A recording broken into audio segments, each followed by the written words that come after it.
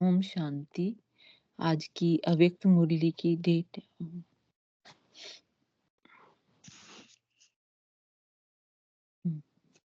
आगे स्क्रीन ओम शांति। आज की अव्यक्त मुरली की डेट है 22 फरवरी 84। ओम शांति। अव्यक्त बाप दादा मधुबन। मुरली का शीर्षक है संगम पर चार कंबाइंड रूपों का अनुभव। सिद्धि स्वरूप का अनुभव कराने वाले वरदाता बाप अपने विजयी बच्चों प्रति बोले। आज बाप दादा सभी बच्चों के कंबाइंड रूप को देख रहे हैं। सभी बच्चे भी अपने कंबाइंड रूप को अच्छी रीति जानते हो। तो बाबा पूछ रहे हैं कि आपको अपना कंबाइंड रूप पता है। तो एक श्रेष्ठ आत्माएं इस अंतिम पुराने लेकिन अति अमूल्य बनाने वाले शरीर के साथ कंबाइंड हो। तो पहला नंबर वाला बाबा बोल रहे हैं हमारा शरीर और आत्मा, क्योंकि द्वापर से हमें भूल गया था हम आत्मा है और भूल गए थे, हम शरीर ही समझ रहे थे। तो बाबा ने बोला इसमें आत्मा और शरीर का कंबाइंड पहला नंबर है, आत्मा और शरीर। तो पहले बाबा ने शरीर को भी बोला कि ये अति अमूल्य बनाने वाला शरीर के साथ कंबाइंड हो। हमारी आत्मा शरीर के साथ कंबाइंड है। सभी श्रेष्ठ आत्माएं इस शरीर के आधार से श्रेष्ठ कार्य और बाप दादा से मिलन का अनुभव कर रही हो। है पुराना शरीर लेकिन बलिहारी इस अंतिम शरीर की है जो श्रेष्ठ आत्मा इसके आधार से अलौकिक अनुभव करती है। तो आत्मा और शरीर कंबाइंड है।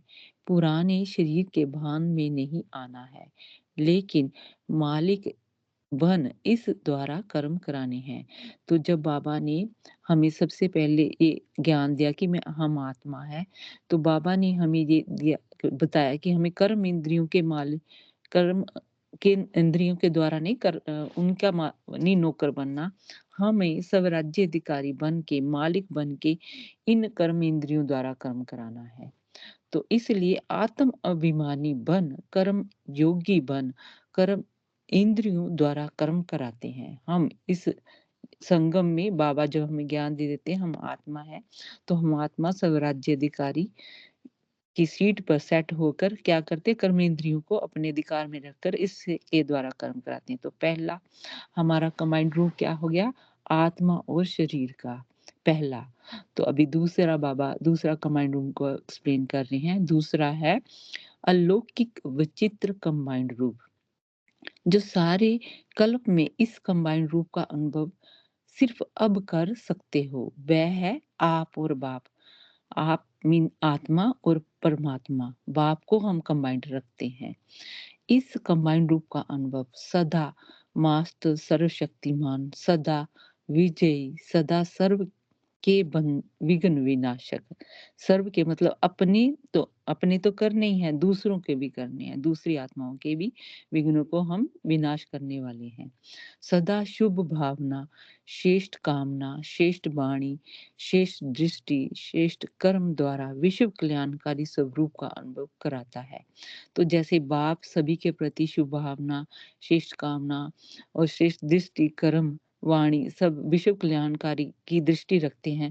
जब हम बाप के साथ कंबाइंड हो जाते हैं, हम उसके बच्चे हैं, माँ सर्वशक्तिमान है, तो हमारी भी क्या होनी चाहिए, शेष भावना, कामना, वाणी सभी विश्व कल्याण के रूप में होनी चाहिए। तो जब हम आत्मा और परमात्मा बाप को कंबाइंड रखते हैं तो हमारी भी दृष्टि ऐसी होनी चाहिए। सेकंड में सर्व समस्याओं का समाधान स्वरूप बनाता है। तो हम जब कंबाइंड हो जाते हैं बाप के साथ तो हम भी सर्व समस्याओं का समाधान करते हैं। स्वयं के प्रति व सर्व के प्रति दाता और मास्टर वरदाता बनाता है। सिर्फ इस कंबाइंड रूप में सदा स्थित रहो तो सहज ही याद और सेवा के सिद्धि स्वरूप बन जाओ। विधि निमित्त मात्र हो जाएगी और सिद्धि सदा साथ रहेगी।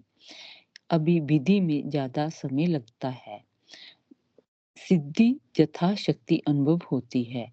तो कहने का भाव है विधि है, हम सोचते ही रहते हैं कंबाइंड करना है या सीखते ही रहते हैं, मगर जब सीख जाते हैं तो हमारी बुद्धि कैसी हो जाती है, हमारी शक्ति बाबा के साथ कंबाइंड हो जाती है। तो बाबा के साथ हम कंबाइंड होने के बाद क्या हो जाता है, सिद्धि जदा यथा शक्ति अनुभव होती है। लेकिन जितना इस लौकिक शक्तिशाली कंबाइंड रूप में सदा रहेंगे तो विधि से ज्यादा सिद्धि अनुभव होगी। जितना बाबा को कमांड रखेंगे हमें सिद्धि अनुभव अनुभव में आती है। पुरुषार्थ से प्राप्ति ज्यादा अनुभव होगी। सिद्धि स्वरूप का अर्थ ही है हर कार्य में सिद्धि हुई पड़ी है, यह प्रैक्टिकल में अनुभव हो। तो जब हम बाप को कमांड रखेंगे तो हमें प्रैक्टिकल जीवन में भी वो अनुभव होता है कि जब हम बाप को कमांड करते हैं तो हमारी सभी समस्याओं का समाधान होता है और दूसरों को भी हम दूसरों की भी समस्याओं का समाधान कर सकते हैं। तो अब बाबा तीसरा कंबाइंड एक्सप्लेन कर रहे हैं। तीसरा कंबाइंड रूप है हम सो ब्राह्मण सो फरिश्ता।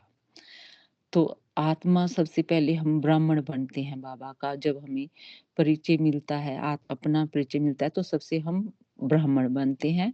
उसके बाद फिर ब्राह्मण से क्या बनते हैं, फरिश्ता। ब्राह्मण रूप और अंतिम कर्मातीत फरिश्ता स्वरूप। तो आज भी मुरली में साकार में है ना, फरिश्ता स्वरूप बनना है बाबा की तरह। तो इसमें भी बाबा ये होते हैं हमें क्या बनना है, फरिश्ता स्वरूप।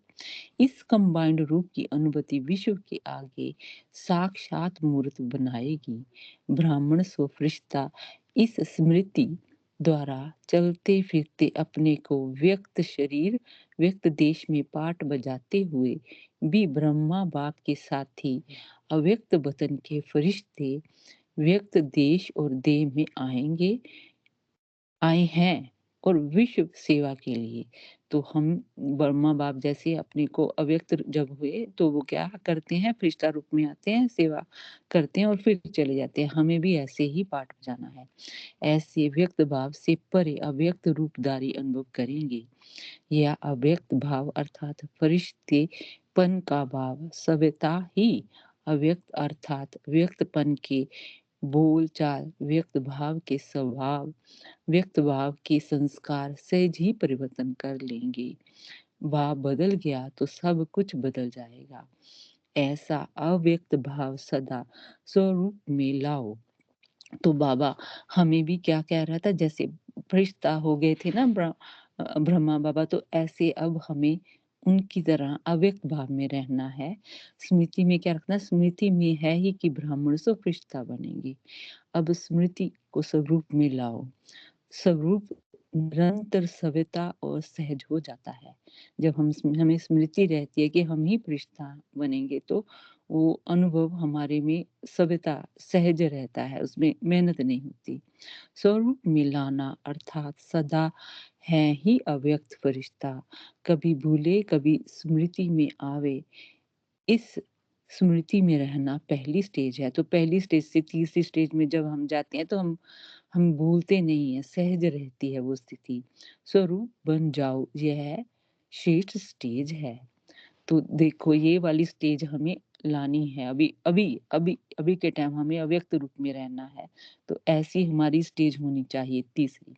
तो अंतिम बाबा ने चौथा बताया है, विश्व भविष्य चतुर्भुज स्वरूप, लक्ष्मी और नारायण का कंबाइंड रूप।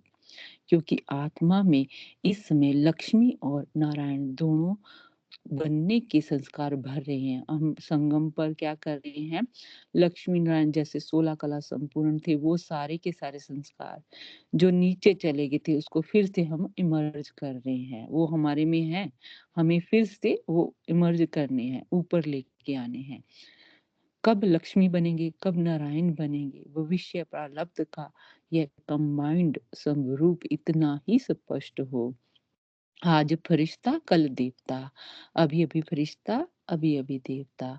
अपना राज्य स्वरूप आया कि आया, बना कि बना।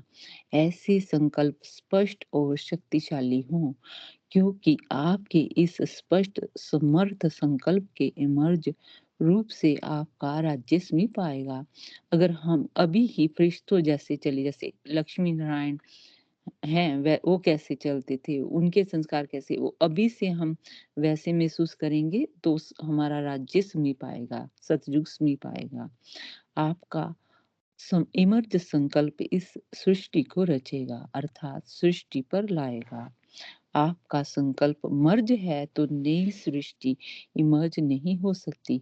अगर मर्ज यानी कि नीचे है तो नहीं आ सकती। अगर हम इमर्ज ऊपर लेके आएंगे, सारे वो संस्कार अपने में दिखाएंगे, प्रत्यक्ष होंगे दूसरों के सामने, तो नई सृष्टि भी अपने आप आ जाएगी।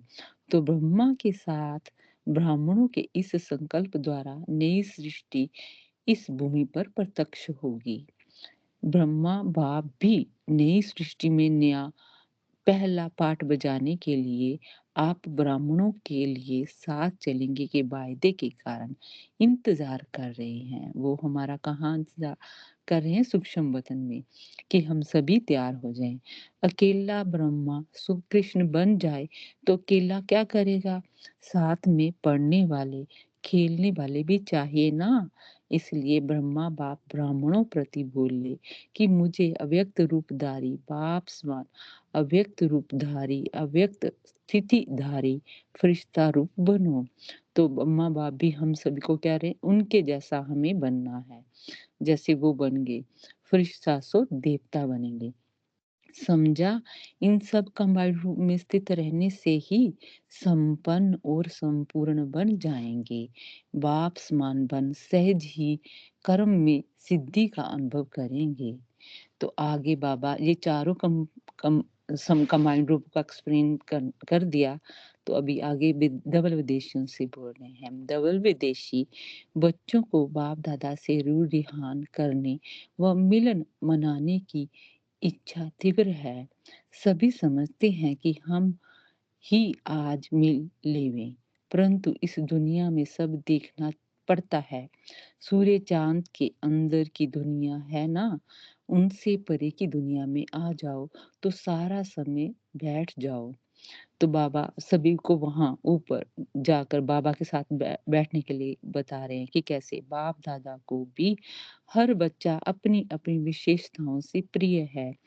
कोई समझे यह प्रिया है, हम कम प्रिय हैं, ऐसी बात नहीं। जैसे हम कभी-कभी कहते हैं कि बाबा हमें नहीं प्यार करता, या उससे अधिक करता है, तो दादियों को करता है ज़्यादा। तो बाबा बता रहे हैं कि कोई कम प्रिय है, ऐसी बात नहीं। महारथी अपनी विशेषता से प्रिय हैं और बाप के आगे अपने-अपने रूप से सब महारथी हैं, महान आत्माएँ हैं। इसलिए महारथी हैं। यह तो कार्य चलाने के लिए किसी को स्नेह से निमित्त बनाना होता है, नहीं तो कार्य के निमित्त अपना-अपना स्थान मिला हुआ है। अगर सभी दादी बन जाएं तो काम चलेगा? निमित्त तो बनना पड़े ना। वैसे अपनी रीति से सब दादियाँ हो।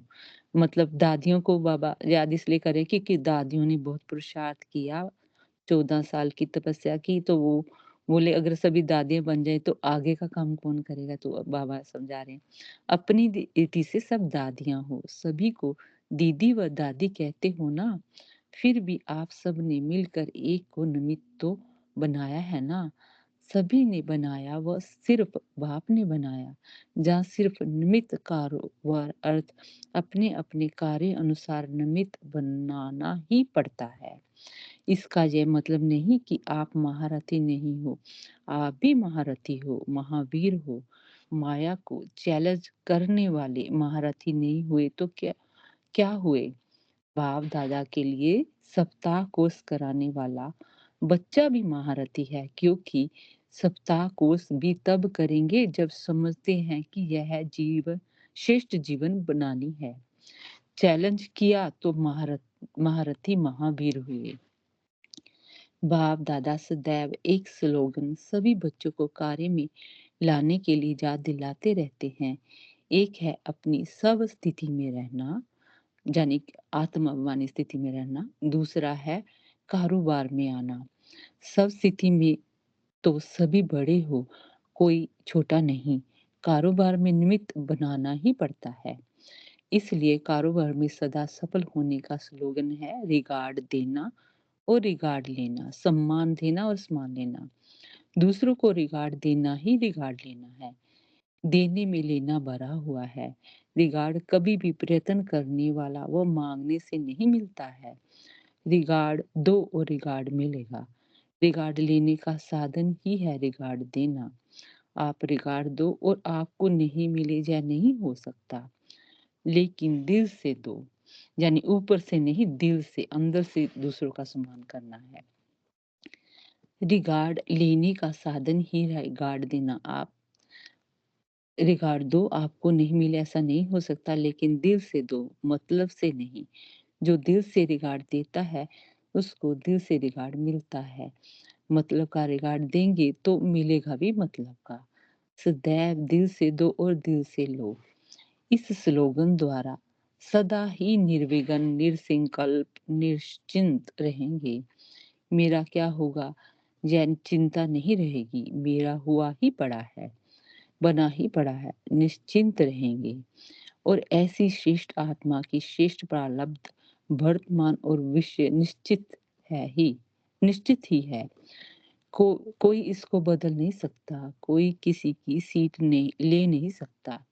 निश्चित है, निश्चिंत की निश्चित है। इसको कहा जाता है बाप समान फॉलो फादर करने वाले। समझा? डबल विदेशी बच्चों पर तो विशेष स्नेह है, मतलब का नहीं, दिल का स्नेह है। बाप दादा ने सुनाया था, एक पुराना गीत है, ऊंची ऊंची दीवारें, ये वाला, ऊंची ऊंची दीवारें छोड़ के जैसे मैं आई रे, ये वाला गाना। यह डबल विदेशियों का गीत है। समुंदर पार करते हुए धर्म, देश, भाषा सब ऊंची ऊंची दीवारें पार करके बाप के बन गए। इसलिए बाप को प्रिय हो। भारतवासी तो थे ही देवताओं के पुजारी, उन्होंने ऊंची दीवारें पार नहीं की, लेकिन आप डबल विदेशियों ने जय ऊंची ऊंची दीवारें कितना सहज पार की। इसलिए बाप दादा दिल से बच्चों की इस विशेषता का गीत गाते हैं। समझा? सिर्फ खुशी करने के लिए नहीं कर रहे।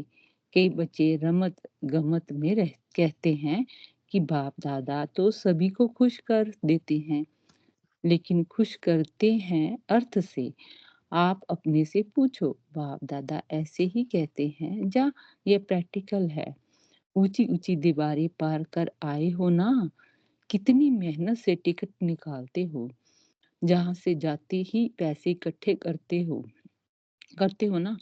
बाप दादा जब बच्चे का स्नेह देखते हैं, स्नेह से कैसे पहुंचने के लिए साधन अपनाते हैं, किस तरीके से पहुंचते हैं, बाप दादा स्नेही आत्माओं का स्नेह का साधन देख, लगन देख खुश होते हैं। दूर वालों से पूछो कैसे आते हैं, मेहनत करके फिर भी पहुंच तो जाते हैं ना।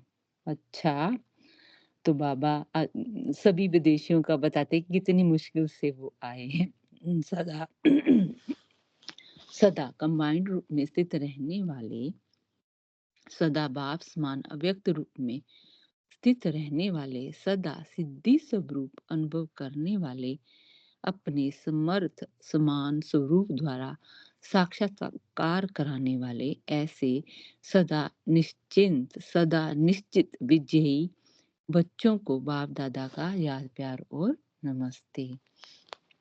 आगे बाबा अलग अलग देशों से मिल रहे हैं। सन फ्रांसिस्को ये देश है, इसके प्रति सभी स्वयं को सारे विश्व में विशेष आत्माएं हैं, ऐसे अनुभव करते हो, क्योंकि सारे विश्व की अनेक आत्माओं में से बाप को पहचानने का भाग्य आप विशेष आत्माओं को मिला है।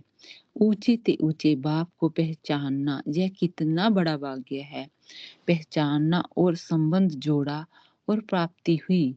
अभी अपने आप को बाप के सर्व खजानों के मालिक अनुभव करते हो। जब सदा बच्चे हैं तो बच्चे माना ही अधिकारी। इसी स्मृति से बार बार रिवाइज करो, मैं कौन, किसका बच्चा हूँ। अमृत वेले शक्तिशाली स्मृति स्वरूप का अनुभव करने वाले ही शक्तिशाली रहते हैं। अमृत वेला शक्तिशाली नहीं तो सारे दिन में भी बहुत विघ्न आएँगे। इसलिए अमृत बेला सदा शक्तिशाली रहे। अमृत बेले पर स्वयं बाप बच्चों को विशेष वरदान देने आते हैं। उस समय जो वरदान लेता है, उसका सारा दिन सहयोगी की स्थिति में रहता है। तो पढ़ाई और अमृत वेले का मिलन यह दोनों ही विशेष शक्तिशाली रहे, तो सदा ही सेफ रहेंगे। तो बाबा ने यहाँ अमृत वेले का महत्व बताया। आगे जर्मनी ग्रुप से सदा अपने को विश्व कल्याणकारी बाप के बच्चे विश्व कल्याणकारी आत्माएं समझते हो, अर्थात सर्व खजानों से भरपूर। जब आपने पास खजाने जो अपने पास खजाने संपन्न होंगे, तब दूसरों को देंगे ना। तो सदा सर्व खजानों से भरपूर आत्माएं बालक सो मालिक हैं, ऐसे अनुभव करते हो। जैसे हम सर्वशक्तिमान हैं, तो हम आज तो सर्वशक्तिमान हैं, तो वो हमें शक्तियाँ झलकनी चाहिए। ऐसे ही अगर हमें सर्व खजाने मिले हैं, तो हमारे में वो नज़र आने चाहिए। तो गुण, ज्ञान गुण दूसरों को भी नज़र आए। बालक सो मालिक हैं, ऐसा अनुभव करते हो। पापा माना बालक कहा माना बालक सो मालिक हो गया। यही स्मृति विश्व कल्याणकारी सभ्यता बना देती है, और यही स्मृति सदा खुशी में उड़ाती है। यही ब्राह्मण जीवन है, संपन्न रहना, खुशी में उड़ना और सदा बाप के खजानों के अधिकार के नशे में रहना। ऐसी श्रेष्ठ आत्माएं हो। बाबा सभी को बोल रहे कि अगर हम वाकई बाप के बच्चे हैं, तो क्या वो खजानों का हमें नशा रहता है? जैसे आज बाबा ने बोला ना, हमें अपार खुशी रहनी चाहिए। बाबा ने हमें जो दिया है, उसकी खुशी रहनी चाहिए। तो ऐसे श्रेष्ठ ब्राह्मण आत्माएं हो। ओम शांति। आप सभी आत्माओं का बहुत बहुत शुक्रिया। ओम शांति।